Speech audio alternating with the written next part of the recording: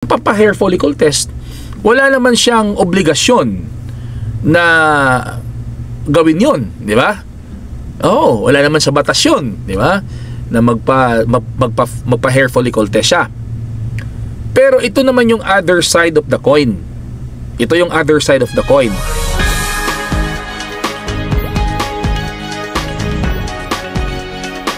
Magandang araw mga kaistorya, panibagong yugto na naman ng ating pag-uusap ngayon. Ito po ang inyong kaistorya. My name is Papa RD. Kung ikaw ay bago pa lang sa aking YouTube channel, please don't forget to subscribe. Kung ikaw ay nanonood sa aking TikTok account or Facebook account, please don't forget to follow, like, comment, and share. Please help me grow my subscribers mga kaistorya. Marami na pong natutuwa at nasisiyahan sa mga content natin. At kung nais nyo pong magbigay ng suporta sa channel natin, ito yung icon. Tingnan nyo ha, gusto nyo mag-thank you, ang gusto nyo mag-show ng support, tingnan yung icon na yan, just click the icon at ito yung lalabas, and just follow the instruction mga kaistorya. At kung ikaw naman po ay naghahanap ng mga magaganda, trendy, classy, social, pero affordable na mga dress, pants, bags, apparel, please don't forget to visit the Facebook account of my wife, Glynis May Arsua. Follow or add as a friend para doon ay makapili kayo ng mga gusto nyong mga apparel sa very affordable na presyo mga kaistorya. Okay? Ngayon mga kaistorya, bago tayo magpapatuloy sa ating balitaktakan ngayon, kung ikaw ay matamlay, ito ang inumin natin. Genesis Organic Spirulina yan.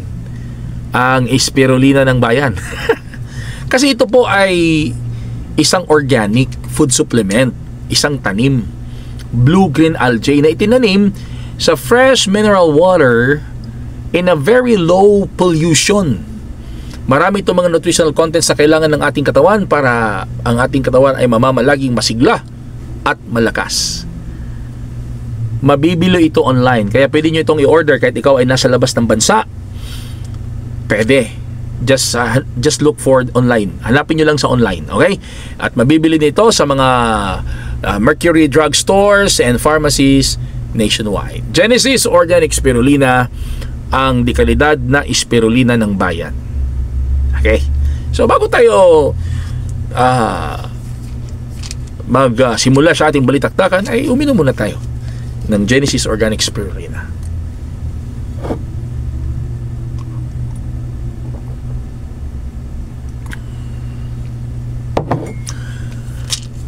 Hinamon ng mga detractors ang ating Pangulong Bongbong Marcos na magpa-hair follicle test. Tama ba ako sa pag-pronounce mga kaistorya? Hair follicle test. Kasi sabi nila, ang hair follicle test daw ang isa sa pinaka-reliable na paraan para malaman kung ang isang tao ay gumagamit ng illegal na droga. Hinamon ng presidente, pero sabi ng presidente, hindi siya magpapa-undergo ng hair follicle test kasi walang connection yan sa public trust. Sa isang punto mga kaistorya, correct naman ang Pangulong Bongbong Marcos. Correct siya. Kasi siya ang presidente ng Pilipinas eh. Siya ang hari, 'di ba? Parang ganoon, 'di ba? Parang boss. Although boss siya, pero sa democratic government hindi talaga boss, kasi if you are a politician, you are a public servant. Pero siya ang presidente eh. Hindi pwedeng manduan mo 'yan. 'Di ba? Parang kasi kung halimbawa, kung papayag ang presidente na magpa-hair follicle siya, parang uto-uto, 'di ba? Parang ano ako uto-uto para papayag sa kahit anong utos nyo. May punto ang presidente doon. May punto siya. At and I understand kung hindi siya magpa-follicle test. Sa isang punto yon. Kasi siya man mismo ang nakakaalam kung totoo yung mga aligasyon na gumagamit siya ng bawal na gamot o hindi totoo. Siya mismo nakakaalam. Ngayon, kung alam niya sa sarili niya na hindi siya gumagamit ng bawal na gamot, ba't siya magpapa-hair follicle test? Wala naman siyang obligasyon na gawin yun, di ba? Oo, wala naman sa batas yun, di ba? Na magpa-hair follicle test siya. Pero ito naman yung other side of the coin. Ito yung other side of the coin. Simulat sa poll na naging presidente ang Pangulong Bongbong Marcos, at kahit nung hindi pa siya presidente, kumakandidato pa siya, isa sa mga paninira, kasi sasabihin natin paninira pa kasi wala pa namang enough evidence Isa sa mga paninira na binabato sa kanya ay yung di umano'y paggamit niya ng illegal na droga. Meron ngang mga detractors ng ating presidente, mga vloggers na tinatawag siyang bangag, di ba? Bangag na presidente, bangag na pangulo. In which sa akin naman personally, although I respect them, no, as a vlogger, as a broadcaster, pero sa point ko naman, parang medyo below the belt. Kasi kahit anong mangyari, he is still the president, di ba? Pangulo siya Pangulo ng bansang Pilipinas. Binoto din ng mga tao. And I think deserve din naman na igagalang siya. He deserves that respect being the president of the Philippines. Pero yun ang yun ang ginagawang paninira sa kanya na bangag, gumagamit ng illegal na droga. Tapos maraming mga ginagawa para ma-discredit siya. Meron kasing binitiwang pangako si Pangulong BBM since 2022 at during his campaign pa na hanggang ngayon ay hindi pa nangyayari. Dito na lang tayo sa pinaka-basic, yung 20 pesos kilo of rice. Marami siyang ipinangako na hanggang ngayon hindi pa nangyayari. Kasi kapag ka nagbitaw ka ng pangako at hindi mo natupad, discredit yan sa'yo. Lalong-lalo na if you are a leader.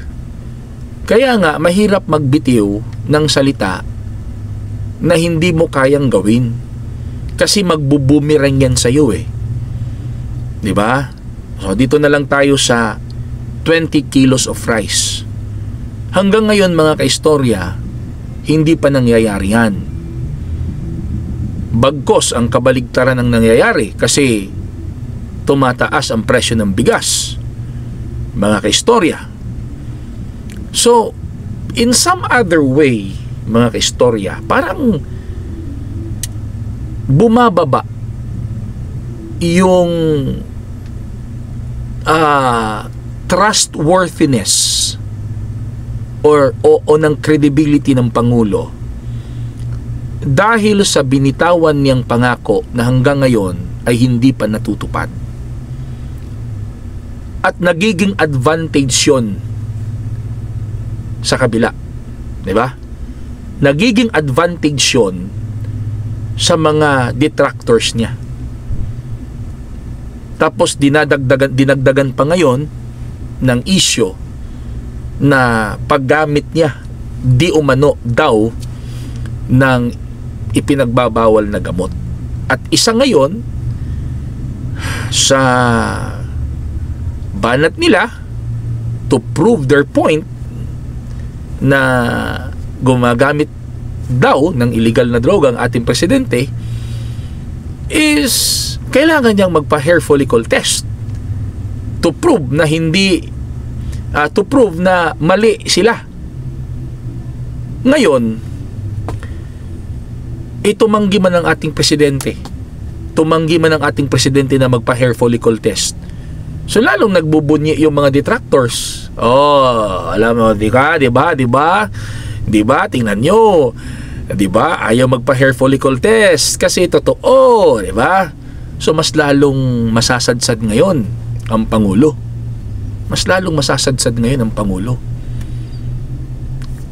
Para sa akin, ganito yan. The only way, one of the ways, sana nakikinig ngayon ng ating presidente, one of the ways to redeem himself, Mr. President, one of the ways to redeem yourself and to discredit your detractors is to do that. Ano yung to do that? Ano yung gagawin? You undergo the hair follicle test. Kung alam mo talaga sa sarili mo na hindi ka gumagamit ng ipinagbabawal na gamot, you undergo a hair follicle test. Bakit? Kasi yung hair follicle test, yun ang pinaka-credible na paraan to determine if the person is using illegal drugs. Alam mo namang hindi ka gumagamit, di ba? Sabi mo, hindi ka gumagamit eh. Ikaw mismo sinasabi mo, hindi ka gumagamit. Tapos sila sinabi, gumagamit yan, bangag, bla bla bla bla bla. Papaano ngayon kung papayag kang mag-undergo ng hair follicle test at ang lalabas na resulta ay tugma sa sinasabi mo na hindi ka gumagamit? Papaano ngayon kung magne-negative ka sa hair follicle test? If the result of the hair follicle test will prove that you're not using illegal drugs, will prove that you are not a bangag, malaking sampal sa kanila yon. Malaking sampal sa mga detractors yon. And I think kung yun ang magiging resulta, kung papayag ka na magpa-hair follicle test at ang resulta ay negative, sa dami ng paninira na ginagawa nila sa'yo, lahat yun mababago. Sa tingin ko may mangyayaring 360 degrees shift. Bakit? Yun ang pinaka paninira nila sa'yo eh. Tapos lumabas ang resulta negative, ay mawawala yung ibang issue. It will cover all issues against you and it will redeem you as the president. Kapag ka magpa-undergo ka ng hair follicle test at ang lumabas ay negative, matatabunan lahat ng mga negative issues sa'yo. Yun ang pananaw ko, yung nakikita ko. Yung issue ng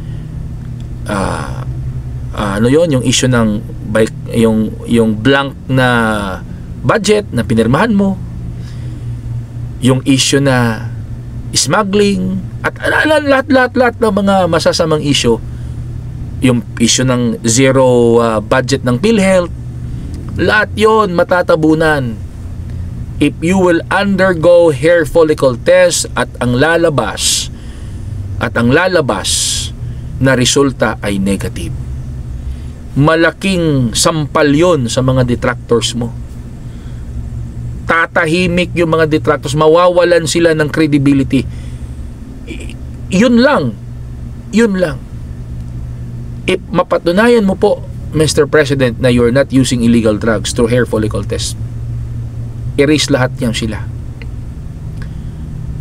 Kaya kung ako lang sa akin, although alam ko naman na di ba present ko yung two sides, I understand na hindi ka mag-undergo ng hair follicle test hindi dahil sa talagang gumagamit ka, hindi.